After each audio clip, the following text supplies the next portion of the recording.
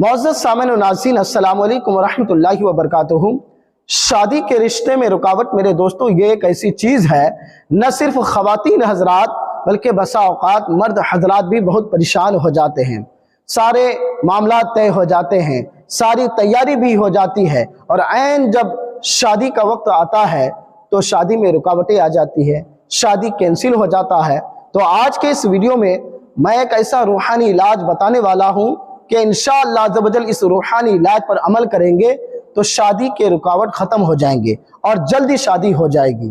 نہ صرف جلدی شادی ہوگی بلکہ شادی ہونے کے ساتھ ساتھ انشاءاللہ عز و جل آپ کا گھر بار صحیح طور سے چلے گا۔ یعنی یوں سمجھ لیجئے کہ یہ عمل ایسا ہے کہ عمل ایک ہوں گے لیکن اس کے فائدے دو ہوں گے۔ پہلا فائدہ تو یہ ہے کہ جلدی شادی ہو جائے گی، اور دوسرا یہ ہے کہ گھر بار اچھا چلے گا۔ عمل ایک ہوں گے اور اس کے فائدے دو ہوں گے۔ تو آج کے اس ویڈیو میں نہ صرف اس عمل کو جانیں گے بلکہ یہ عمل کرنا آپ سیکھ بھی جائیں گے۔